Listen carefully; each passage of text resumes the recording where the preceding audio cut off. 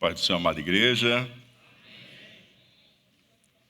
Vamos à santa palavra de Deus. Abra a sua Bíblia em Lucas, capítulo de número 20.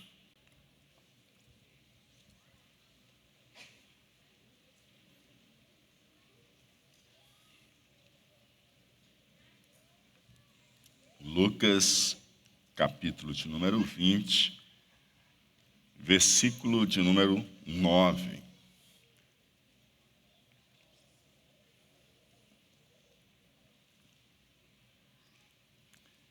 Senhor, muito obrigado por estarmos juntos, reunidos em Tua casa.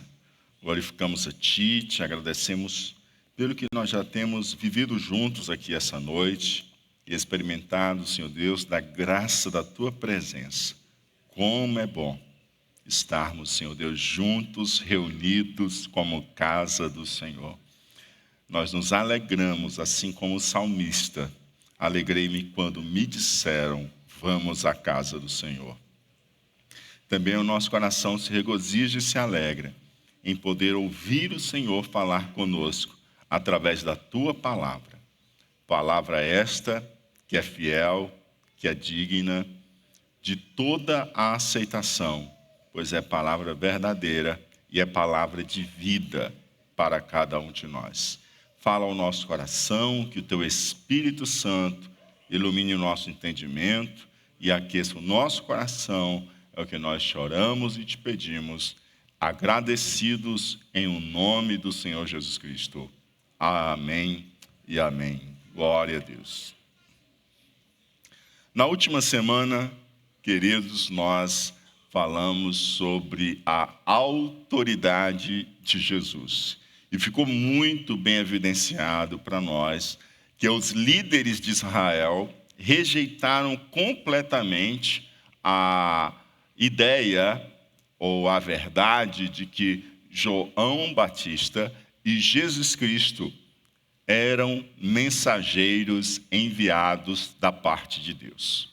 Ficou muito evidente que eles não criam que João Batista veio enviado por Deus, que ele não operava o seu ministério na autoridade divina, e, por conseguinte, eles também não poderiam acreditar e crer que Jesus Cristo estava operando também debaixo da autoridade do Pai.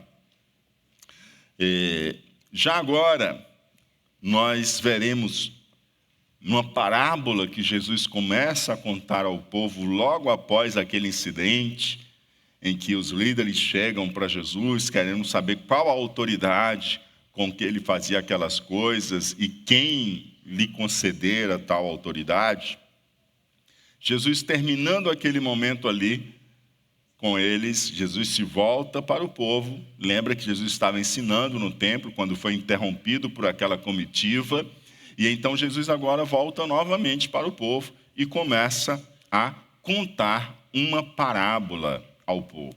E essa parábola que a gente verá nessa noite. Nela, Jesus comunica em uma linguagem alegórica que os líderes de Israel rejeitaram os profetas, não os reconhecendo como mensageiros de Deus. Olha só o que Jesus vai fazer agora.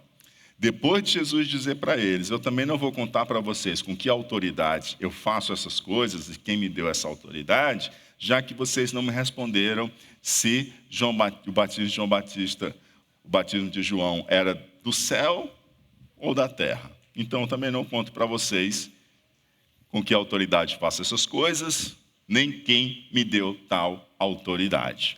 Mas assim que Jesus termina de falar com eles sobre isso, Jesus volta-se para o povo e Jesus continua ensinando, agora através dessa parábola.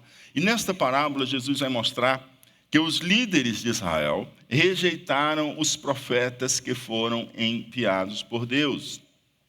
E além disso, Jesus expressa também a autoridade dele como filho de Deus. Jesus, através dessa parábola, Jesus fala ao povo da sua autoridade como filho de Deus. E, por fim, reafirma a rejeição dos líderes à pessoa dele. Assim começa a parábola, verso 9. E começou a dizer ao povo esta parábola: certo homem plantou uma vinha e arrendou-a a uns lavradores, e partiu para fora da terra por muito tempo. E no devido tempo mandou um servo aos lavradores para que lhe dessem dos frutos da vinha. Mas os lavradores, espancando-o, mandaram-no vazio. E tornou ainda a mandar outro servo. Mas eles, espancando também a este e afrontando-o, mandaram-no vazio. E tornou ainda a mandar um terceiro, mas eles, ferindo também a este, o expulsaram. Olha como que começa a parábola, né? Um homem, dono de uma vinha, vai fazer uma viagem, terra distante, passar muito tempo fora, para não deixar a vinha improdutiva, ele arrenda, ele aluga a vinha a uns lavradores. Passado o tempo apropriado, ele vai enviar um servo para poder receber a sua parte. Aquilo que foi acordado, aquilo que foi compromissado, né? Receber o aluguel. Quando o servo do dono da vinha chega para cobrar o aluguel, aquele servo, ele é açoitado, ele é maltratado e ele é enviado de mãos vazias. Ele não recebe de forma alguma a parte que cabia ao dono da vinha. E assim ele repete, enviando mais um servo, mais outro servo, e de igual forma esses servos vão sendo feridos, expulsos e enviados envergonhadamente de volta ao seu patrão, ao seu senhor, de mãos vazias. E a parábola começa: certo homem plantou uma vinha e arrendou-a a uns lavradores e partiu para fora da terra por muito tempo. Então, certo homem plantou uma vinha e arrendou a uns lavradores. Aqui a gente tem um dono da vinha, a gente tem a vinha e a gente tem os lavradores. Diga comigo: dono da vinha, vinha e lavradores. Esses lavradores são os que arrendaram a vinha. O dono da vinha era claramente aos ouvintes dos judeus, eles sabiam exatamente quem era o dono da vinha. Quando Jesus começa a contar a parábola da vinha, isso pode parecer algo mais estranho para a gente. Mas, para os ouvintes de Jesus, aquilo ali estava muito claro de quem Jesus estava falando, né? Estava muito evidente de quem Jesus estava falando. Nós temos uma canção da vinha em Isaías, capítulo 5. Então, os ouvintes de Jesus já estão sabendo de quem Jesus está falando.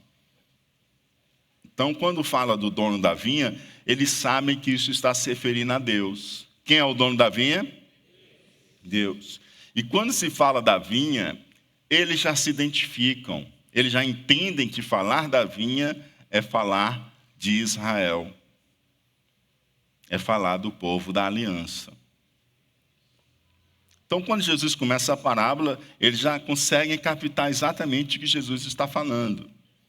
E essa figura é muito usada no Antigo Testamento, e especialmente no Cântico da Vinha, lá em Isaías capítulo 5, nos seus 7 primeiros versos. E no verso 7, a gente pode ler o seguinte, Isaías capítulo 5, versículo 7, porque a vinha do Senhor dos Exércitos é a casa de Israel.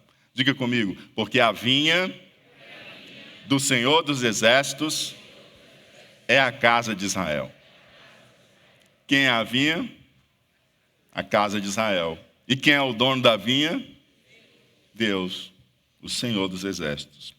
Então, nessas letras proféticas de Isaías, mostra-se todo o cuidado e todo o investimento de Deus em Israel.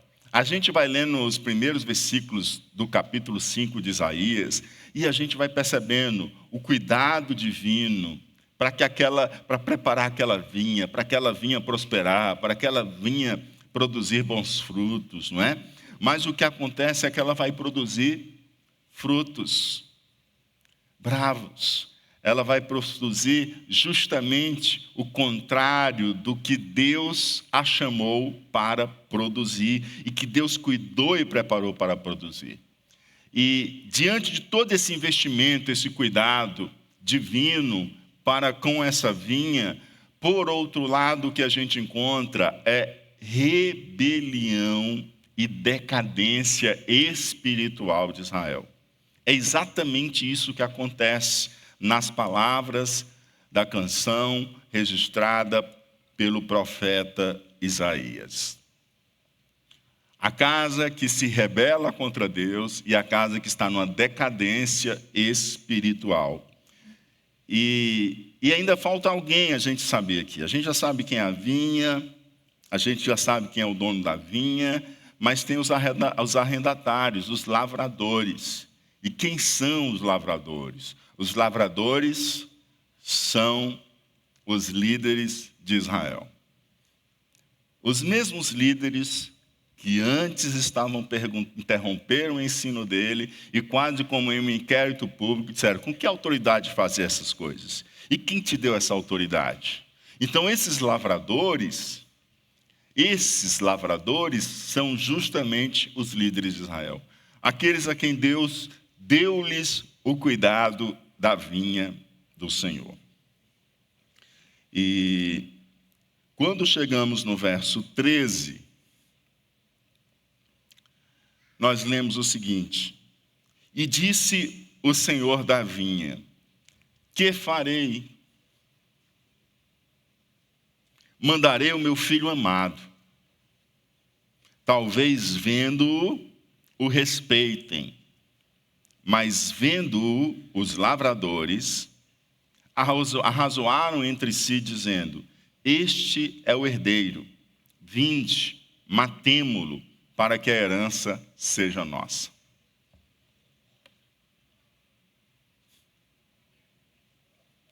E disse o Senhor: que farei?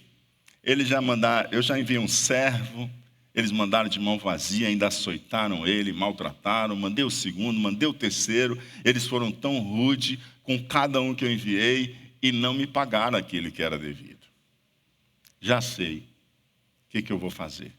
Eu vou enviar o meu filho amado. Qualquer pessoa que está lendo sequencialmente o Evangelho de Jesus Cristo, segundo escreveu Lucas, imediatamente vai atentar para a expressão meu filho amado. E naturalmente vai fazer a conexão, porque percebe que essas palavras estão aludindo às palavras de Deus no batismo, lá no Jordão, que João Batista batizou Jesus, e as palavras de Deus lá, ditas lá na transfiguração, no Monte da Transfiguração. Lucas 3:22 diz assim, e o Espírito Santo desceu sobre ele em forma corpórea, como uma pomba, e ouviu-se uma voz do céu que dizia: tu és meu filho amado. Diga comigo, meu filho amado. Em ti me tenho comprazido. Da mesma forma, Lucas 9:35, no Monte da Transfiguração, e saiu da nuvem uma voz que dizia, essa voz que sai da nuvem é também a voz do Pai, a voz que vem do Eterno, de Deus, o Pai, que dizia: este é o meu filho amado. Diga comigo, meu filho amado. A ele ouvi. Olha só, como que Jesus escolhe cuidadosamente essas palavras, e são palavras que Lucas vai escrevendo, e quem está continuando toda essa história de Lucas sabe exatamente a quem ele está se referindo. Quando Jesus diz que o pai diz, que o dono da vinha diz assim: que farei? mandarei o meu filho amado. Meu filho amado. Diga comigo, meu filho amado. Aqui Jesus já está expressando para aquela multidão que estava escutando seus ensinos aquilo que ele não disse para os líderes. Ele está aqui dizendo exatamente: vocês estão diante do Filho amado do Pai. Aqui Jesus está justamente reivindicando a sua filiação. Quando ele diz, mandarei o meu filho amado nessa parábola alegórica, é a forma pela qual Jesus reivindica a sua filiação e a sua autoridade através da contação dessa parábola alegórica. Quando ele diz, que farei? Enviarei, mandarei o meu filho amado. Jesus está dizendo para todos aqueles que estão ouvindo, eles querem saber com que autoridade. Eles querem saber quem me deu autoridade. Pois eu digo para vocês, através dessa alegoria, que eu sou o Filho de Deus. Eu faço com autoridade divina. E quem me deu autoridade foi o Pai. Através dessa alegoria, Jesus está respondendo para aqueles que estavam buscando o seu ensino, aquilo que ele não respondeu para aqueles líderes. Porque aquele que crê, mais recebe. E aquele que não crê, até o que tem, lhe é tirado. Na simplicidade da fé, mais o Senhor deposita sobre o seu coração. Mais o Senhor revela. Mais o Senhor dá. E na obstinação da incredulidade, até o que tem, o Senhor tira. É melhor crer do que ser incrédulo. É melhor crer. Creia no que Deus tem falado com você. Creia nas promessas de Deus sobre a sua vida. Creia, creia, porque aquele que crê mais recebe do Senhor. Aleluia. Mas vendo os lavradores, arrazoaram entre si, dizendo: o que foi que os lavradores fizeram? O que foi que eles fizeram? Você lembra o que os líderes de Israel fizeram? Quando Jesus perguntou assim: e o batismo de João? Era do céu ou da terra? A Bíblia diz que eles arrazoaram entre si. Eles o quê? Agora, na parábola que Jesus está contando, ele conta que os lavradores arrazoaram entre si. Quem são os lavradores? Os líderes de Israel. E o que eles arrazoaram entre si? Este é o herdeiro. Vinde, matemo-lo, para que a herança seja nossa. Olha aqui. O que o Senhor está dizendo? Esses que estão arrazoando, eles estão arrazoando porque eles estão maquinando. Eles estão querendo a vida do filho, assim como quiseram a vida dos que vieram antes do filho. E eles se opuseram, rejeitaram. Como está escrito lá em Hebreus, o que se fizeram com os profetas? Cerraram ao meio, prenderam, jogaram em cova, decolaram.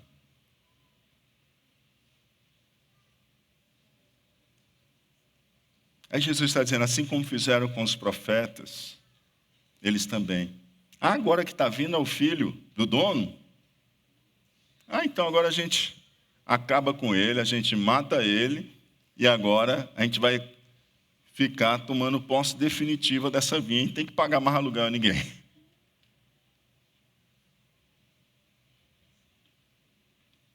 Os lavradores aqui representam justamente os líderes de Israel.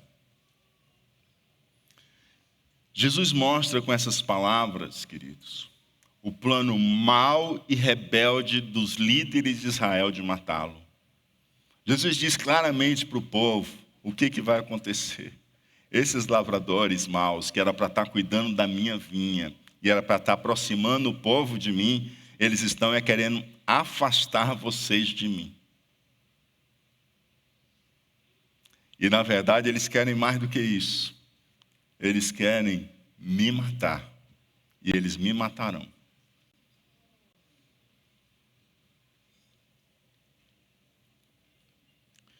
E aí o que isso também mostra para nós? Que Jesus estava muito ciente do que ele esperava. Jesus sabia que dentro de poucos dias a sua paixão começaria. Ele estava certo do sofrimento que ele via. E o mais interessante, ele não fugiu do sofrimento que se aproximava. Ele não fugiu do sofrimento que se aproximava dele. Diga comigo, ele não fugiu do sofrimento que se aproximava dele.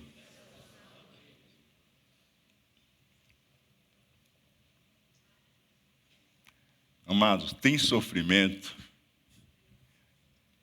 que você deve passar de largo dele, que são aqueles frutos das nossas ações e dos nossos pecados. Então a gente deve passar de largo, buscar fazer a vontade de Deus para não cair nesses sofrimentos. Mas tem sofrimentos que é puramente fruto de você ser obediente à vontade do Pai. Esse sofrimento, você jamais deve buscar fugir dele. O sofrimento que é resultado de você estar alinhado, de você estar obediente, de você estar no centro da vontade de Deus, este sofrimento você não deve fugir dele. Você deve seguir firme no propósito. Porque o mesmo Deus que desenhou a vontade dele, que é boa, perfeita e agradável para você e para mim, ele vai cuidar de você no meio do sofrimento. E o sofrimento vai passar e o mesmo Deus te coroará, te recompensará, te galardoará. O sofrimento de se fazer a vontade de Deus jamais deve ser motivo de fuga para nós. Nós devemos continuar firmes no cumprimento da vontade de Deus. Jesus sabia o tamanho e a intensidade do sofrimento que ele aguardava. Esta parábola não é contada assim às cegas.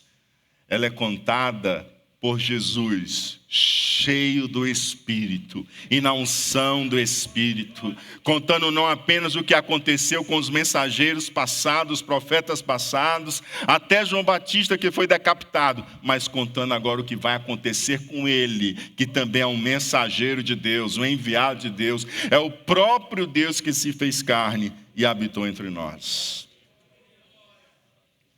A maldade e a perversidade desses lavradores lembra, inclusive, um dos que foi exatamente um dos piores reis de Israel. Você sabe qual é o nome dele? Acabe, é isso mesmo. O nome dele já é assim, para acabar, né? Acabe. Né? Um rei com o nome desse é para acabar tudo mesmo. Pense num rei terrível. E ainda casado com Jezabel.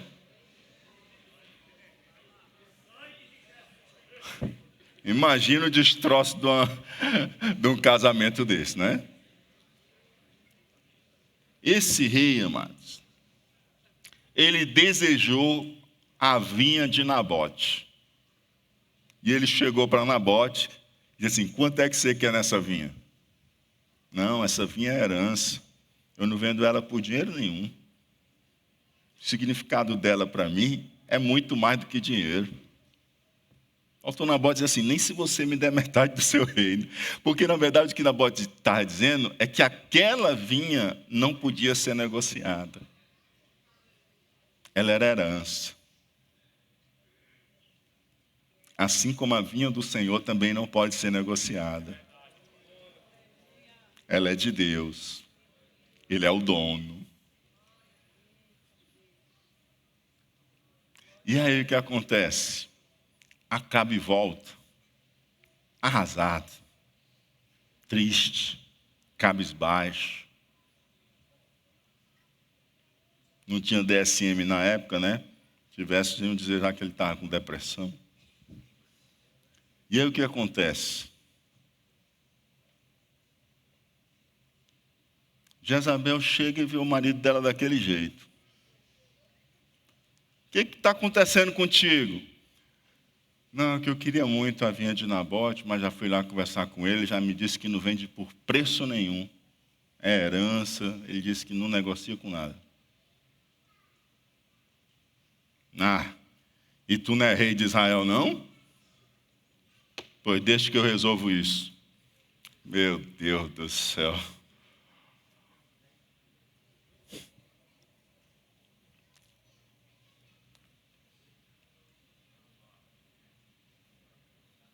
Você já entendeu com quem que ele era casado, né?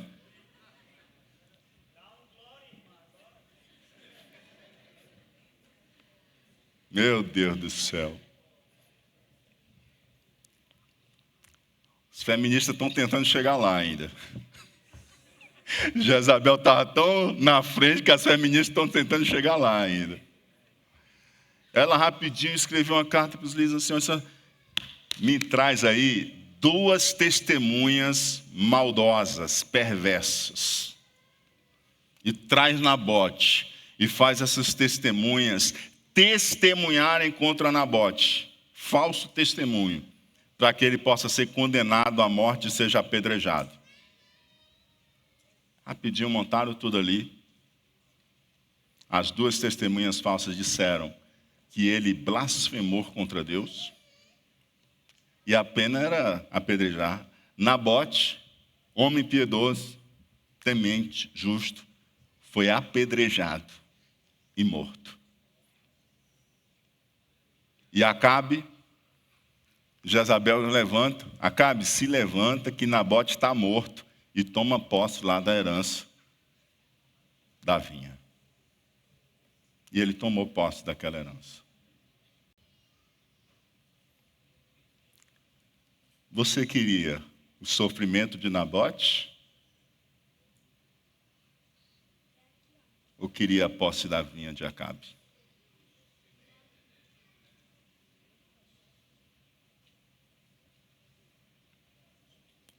Entenda. É melhor o caminho do sofrimento na vontade de Deus do que qualquer recompensa na impiedade. Não tem recompensa no pecado que traga satisfação duradoura. Mas o sofrimento na vida de um justo tem data marcada e hora para encerrar.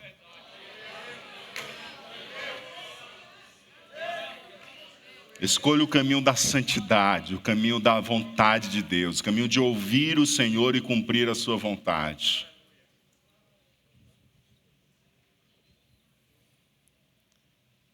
Versículos 15 e 16. E lançando-o fora da vinha, o mataram. Olha só o que fizeram. Pegaram o filho, trouxeram para fora da vinha e mataram o filho fora da vinha. Era justamente para não contaminar a vinha e assim não prejudicar a venda da colheita. Porque se tivesse sangue derramado na vinha, ia contaminar a vinha e as pessoas não iam querer comprar a produção daquela vinha. Foi exatamente isso que fizeram com Jesus. Quando eles foram matar Jesus, Jesus foi levado para fora dos muros de Jerusalém para ser crucificado. Jesus está deixando aqui muito claro o que está se aproximando e vai acontecer. Pegaram o filho amado, levaram para fora da vinha e o mataram. Jesus está dizendo claramente que eles, os lavradores, me levarão para fora de Jerusalém e me matarão.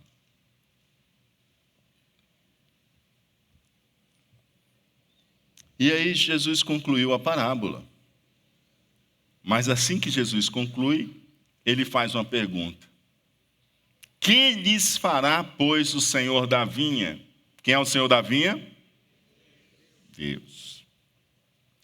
Irá e destruirá estes lavradores e dará a outros a vinha.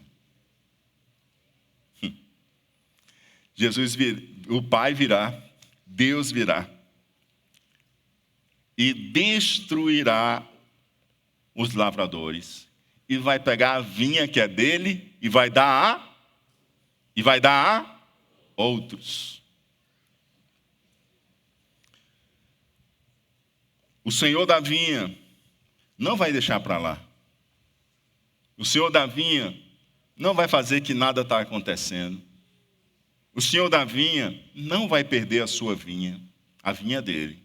A vinha é dele. E diante de tão grave crime, ele virá e punirá gravemente aqueles que cometeram tamanha injustiça. Não tenha dúvida, porque o dono da vinha é justo. O dono da vinha é justo. Aleluia. O Senhor da vinha virá tomar o que é seu e julgar os lavradores, que deveriam estar honrando o dono da vinha, e ao invés de honrá-lo, desonraram, se opuseram e rejeitaram o dono da vinha na própria pessoa do seu filho. Já rejeitaram na pessoa dos mensageiros enviados anteriormente, mas rejeitaram na própria pessoa do seu filho. Essa parábola ela mostra o tamanho da compaixão e da misericórdia de Deus. Amados, é impressionante. Deus enviou um profeta, Deus enviou outro profeta, Deus enviou outro profeta. O que os profetas faziam? Ei, vocês estão caminhando errado. Deus está dizendo para voltar por aqui. Aí é caminho de juízo. Se arrependam que há esperança para vocês. Deus tem caminho de paz para vocês e de prosperidade. Eles pegavam os profetas e perseguiam, rejeitavam e matavam. Eles preferiam continuar na vida de pecado do que se arrepender de seus pecados. E esses lavradores maus, ao longo da história, foram matando os profetas de Deus. E o último que eles tinham matado era João Batista.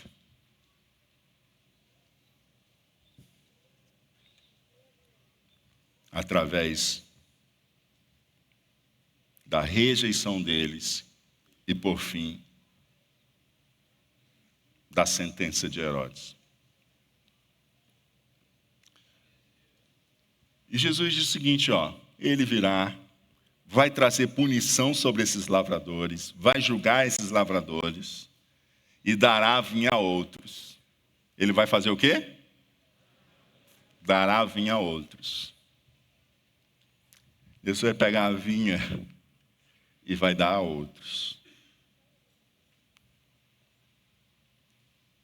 Ele não se desfez da vinha.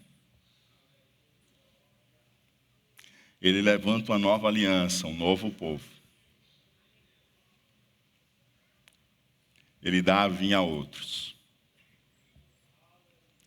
Isso é tão forte no ouvido deles, que quando eles ouviram isso, Jesus dizendo, dará a vinha a outros. Quando diz, o Senhor virá, irá, destruirá os lavradores, está tudo certo. Mas quando o Senhor diz, e dará a vinha a outros, eles imediatamente interrompem e dizem o seguinte, não seja assim. Não seja assim. Por que eles estão dizendo isso? Eles foram extremamente impactados. Eles entraram em choque naquilo que eles acabaram de ouvir. E esse choque não é por causa da vinda do Senhor. E esse choque não é por causa do julgamento do Senhor aos lavradores maus. Esse choque é porque ele diz, eu vou dar a vinha a outros. Ou seja, eu vou dar aos gentios.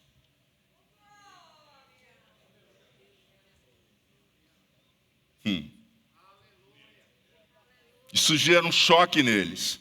Porque Deus vai deixando claro que Deus vai fazendo uma aliança com outro povo. E é essa época que a gente está vivendo. Essa vinha está sob o cuidado, majoritariamente, dos gentios. Essa parábola é, sobretudo, uma parábola para nós, líderes que o Senhor tem constituído. Palavra de Deus é palavra para todos. Mas essa parábola, ela é sobretudo para nós, a quem Deus tem constituído também como liderança. O nosso cuidado, a nossa responsabilidade com a vinha do Senhor. E que o Senhor vai chamar para prestar contas. Versos 17 e 18. Mas ele, Jesus, olhando para eles, disse, que é isto, pois, que está escrito? A pedra que os edificadores reprovaram, essa foi feita cabeça da esquina. Qualquer que cair sobre aquela pedra ficará em pedaços, e aquele sobre quem ela cair será feito em pó. Jesus faz uma citação do Salmo 118, versículo de número 22. O Salmo 118 é aquele mesmo que agora há pouco os peregrinos cantaram quando da entrada triunfal de Jesus, em que diziam o seguinte, bendito é aquele que vem em nome do Senhor. É o mesmo Salmo. Aí Jesus agora cita o verso 22, que é a pedra que os edificadores rejeitaram, tornou-se a cabeça de esquina. E logo em seguida dele citar o verso 22 do Salmo 118, nós conseguimos ver uma alusão também a Isaías 8, 14 e 15. Então ele vos será santuário, mas servirá de pedra de tropeço e de rocha de escândalo às duas casas de Israel. De lá se rede aos moradores de Jerusalém. E muitos dentre eles tropeçarão e cairão, e serão quebrantados e enlaçados e presos. Em suma, a rejeição e a oposição à pedra não vai prejudicar a pedra. Você entendeu? Pode rejeitar a pedra, pode se opor à pedra, pode perseguir a pedra, mas não vai prejudicar a pedra. Porque aquilo que Deus já estabeleceu, Ele cumprirá. Aleluia. Quem será prejudicado por perseguir a pedra, por se opor à pedra, por rejeitar a pedra, é quem se opõe. São os opositores e rejeitadores. Eles vão tropeçar. Eles vão cair. Eles vão se quebrar. Eles vão virar pó. É isso que Jesus está dizendo. A pedra de esquina tornou-se essa pedra principal. Discute-se se essa pedra de esquina se ela é a pedra fundamental do canto que suporta o edifício e dar ao edifício a definição de sua estrutura, ou se essa pedra é aquela que é no canto, nos topos da construção, a última pedra, ou a pedra no meio de um arco. Mas o que é importante aqui a gente saber, queridos, é que essa pedra é uma pedra que foi rejeitada, mas ela se tornou e era a pedra principal, especial, a mais importante. Eu penso, no contexto da igreja, que essa pedra de esquina é a pedra fundamental, é a pedra do alicerce, é a pedra da base. De acordo com aquelas palavras de Jesus, sobre esta pedra eu edificarei a minha igreja. Sobre esta pedra eu edificarei a minha igreja. Segundo, porque dentro aqui do aspecto em que ele diz, darei a minha vinha a outros. Esse outros inclui os gentios e o remanescente fiel de Israel. O que acontece aqui? Essa pedra é uma pedra de esquina. Ela junta justamente duas paredes. Ela une justamente duas paredes. E quando está unida, torna só uma. E foi exatamente o que Jesus fez, sendo essa pedra de esquina, em que não há judeu nem há grego, mas somos um só povo em Cristo Jesus, unidos por essa pedra principal, a pedra de esquina. Mas independentemente disso, o que se ressalta aqui, queridos, é que essa pedra rejeitada é a pedra de maior importância. Podem rejeitar Jesus, mas ele edificará o verdadeiro templo do qual ele é a pedra principal. A pedra está colocada. Aquele que rejeita, cai, tropeça. Mas aquele que crê é edificado no templo vivo, que é a igreja do Deus vivo. Versículo de número 19. E os principais dos sacerdotes e os escribas procuravam lançar mão dele, lançar mão de Jesus naquela mesma hora, mas temeram o povo, porque entenderam que contra eles dissera esta parábola. Olha aqui, olha só. Quando Jesus disse assim, nem eu vou responder para vocês com que autoridade eu faço essas coisas. Jesus se volta para o povo e começa a contar essa parábola. Mas eles ficam lá plantados. Não porque querem aprender de Jesus. A gente já aprendeu isso semana passada. Eles não têm interesse em aprender com a verdade. Eles ficam plantados lá ouvindo. E quando eles começam a ouvir a parábola, eles leem Isaías. Eles conhecem Isaías. Eles conhecem o Antigo Testamento. Quando eles começam a ouvir, peraí, ele está falando da gente.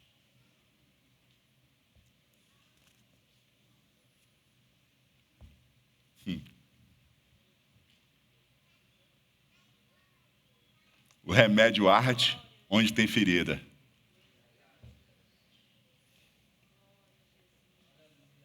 O remédio arde onde?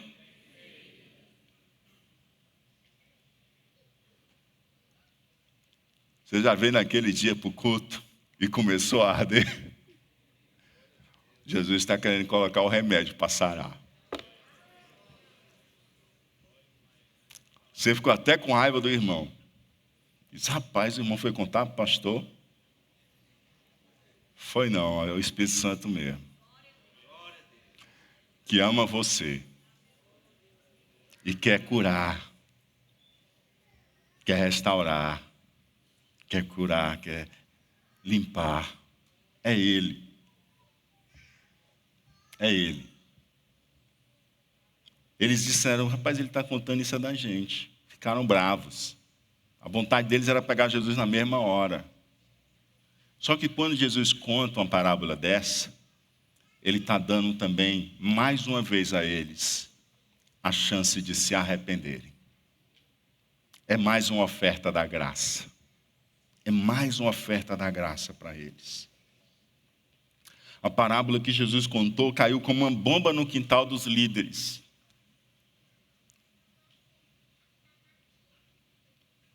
Quando, na verdade, o Senhor estava ofertando a eles mais uma oportunidade de graça.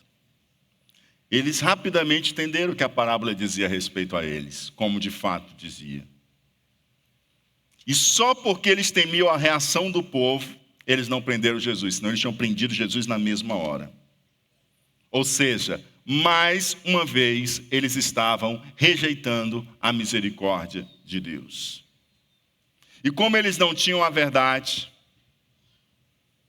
e nem a queriam, eles nem tinham a verdade, nem queriam a verdade. Porque às vezes você não tem a verdade, mas você quer a verdade.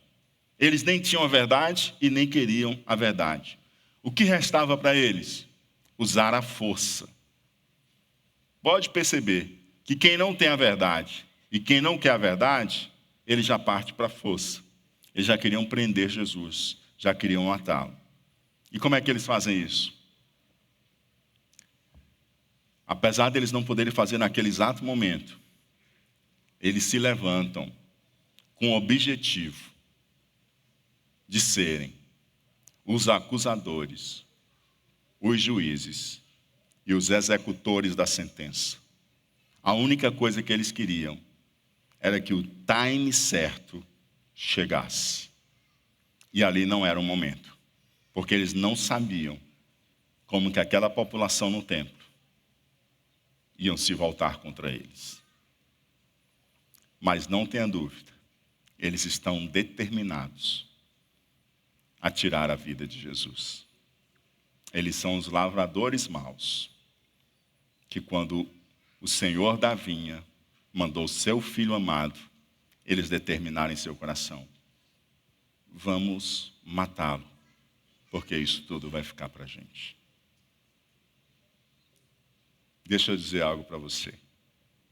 Talvez você não é um líder eclesiástico, mas você tem um exercício de liderança. Você tem uma vinha que Deus colocou sob seu cuidado. E essa vinha que Deus colocou sob seu cuidado, ela deve gerar renda de glória, honra e dignidade ao Senhor. Olhe para a vinha que Deus tem colocado sob seu cuidado e veja se ela está tributando dignidade, honra e glória ao Senhor. A vinha é do Senhor e Deus quer que essa vinha prospere. Deus quer que essa vinha abunde. Deus quer que essa vinha produza. Deus quer que essa vinha glorifique o seu santo nome. E Ele colocou você para cuidar dessa vinha. Responda com graça. De vez em quando Ele manda um servo dele. E quando esse servo dele chegar até você, que eu e você não venhamos a fazer como fizeram os lavradores maus, que espancaram, açoitaram e mandaram de mãos vazias. Mas que a gente possa entender que estamos cuidando da vinha de Deus. E possamos tributar a Ele a honra, a glória e o louvor que é devido. Porque a vinha é dele e nós só somos trabalhadores nessa grande seara. Vamos ficar de pé.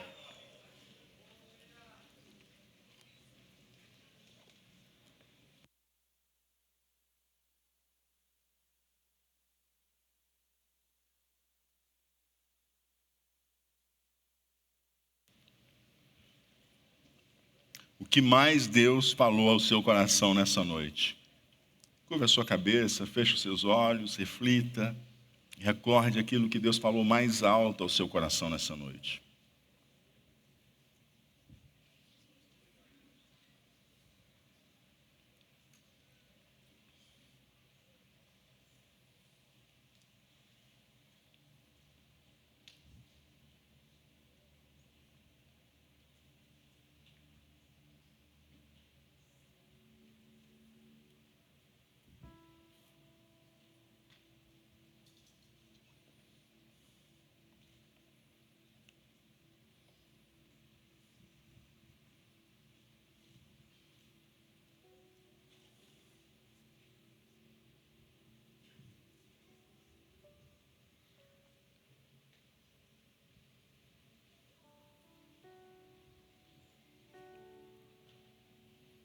Glória a Deus. Agora eu quero convidar você a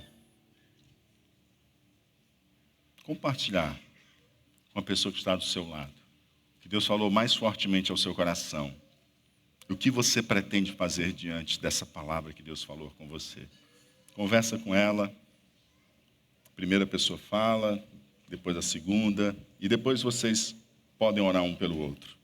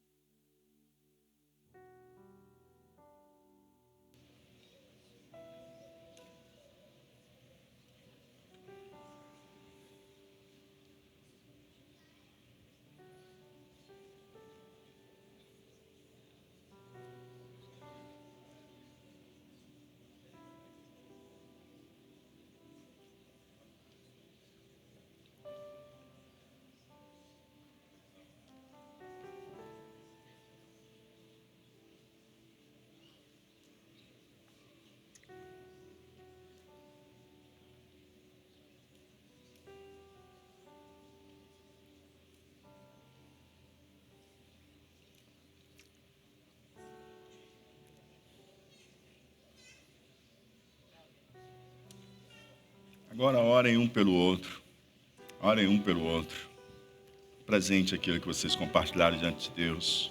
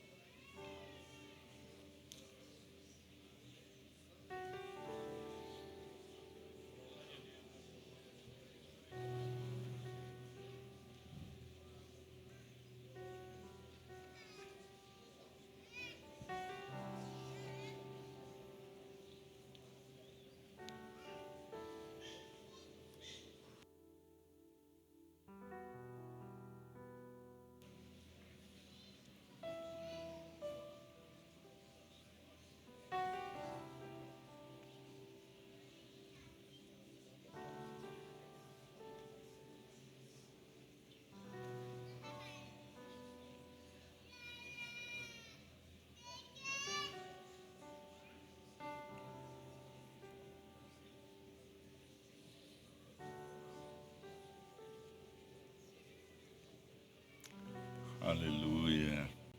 Glória a Deus. Eu quero fazer também um convite para você que está aqui com a gente essa noite. Você que veio participar deste culto. Quem sabe a sua primeira vez aqui entre nós. Ou você até já veio outras vezes. E você tem se exposto a esse clima tão especial. Se exposto à santa palavra de Deus. Eu quero fazer um convite muito especial para você. Quero fazer um convite muito especial para você. Eu quero convidar você a tomar a decisão mais importante da sua vida. A não fazer como aqueles lavradores maus que quando o filho chegou, eles quiseram foi tirar a vida do filho. E assim o fizeram na parábola. Mas que você possa fazer de uma forma diferente. Que você possa dar a sua vida em tributo de louvor e adoração a Deus, arrepender-se dos seus pecados e receber o perdão de Deus, quero convidar você para tomar a decisão mais importante da sua vida, entregar a sua vida ao amado Filho do Pai, Jesus Cristo, o Filho de Deus. Ele está aqui. E Ele está, mais uma vez, ofertando a graça para você, ofertando o perdão. Ele está aqui pronto para te perdoar e para transformar a tua vida. Talvez você está sem esperança, sem perspectivas, mas o Senhor está aqui para fazer algo novo na sua vida. Aleluia, Jesus. Glória a Deus. Você também quer se reconciliar com o Senhor? Você também pode dar esse passo também de fé. Vir até aqui também receber essa oração. Quero orar também por você. Você quer entregar a sua vida a Jesus ou se reconciliar com o Senhor? Dá um sinal de fé com a sua mão. Quero orar por você. Eu quero que hoje você volte. Eu quero que você volte diferente para casa. Quero que você volte diferente para a sua casa. E eu quero isso para a sua vida, porque é isso que Deus quer para a sua vida. Deus não quer que você volte do mesmo jeito que você chegou aqui. E se você quer dar esse passo de fé, entregar a sua vida a Jesus, ou receber Jesus como Senhor e Salvador de sua vida, ou se reconciliar com Ele, dá um sinal com a sua mão, sinal de fé. Eu quero orar por você. Há mais alguém? Há mais alguém entre nós? Eu vou orar aqui. A Mazé está aqui. Que alegria ter aqui com a gente, né? Reafirmando aqui o compromisso com o Senhor, né, Mazé? Glória a Deus. Vamos orar? Vamos orar? Vamos orar? Senhor, muito obrigado. Muito obrigado. Porque grande é a tua misericórdia, o teu amor e a tua graça. Ela tem nos alcançado. Obrigado, Senhor Deus, porque não tropeçamos na pedra de esquina. Obrigado porque não viramos pó, não nos quebramos. Obrigado, Senhor Deus, porque pelo contrário, a pedra de esquina, ela foi abraçada por nós. E tu nos abraçaste, e tu nos assentaste sobre este firme fundamento, ó Pai. Muito obrigado. E obrigado porque hoje, Senhor Deus, tu também falou de uma forma especial com a Mazé. E está aqui, Senhor Deus, renovando a aliança, o compromisso, revigorando, Senhor Deus, as suas forças contigo, ó Pai. Que o Senhor seja com a tua filha, que o Senhor a fortaleça, que o Senhor renove as suas esperanças, abra nova perspectiva e que ela possa continuar vivendo e viver, Senhor Deus, aquilo que tu tem preparado de uma forma tão especial para ela. Ser com ela, enche da tua graça, enche, Senhor Deus, da presença do teu Espírito Santo e abençoa a tua filha em cada passo, em o nome de Jesus Cristo. Amém e amém. Deus abençoe em nome de Jesus.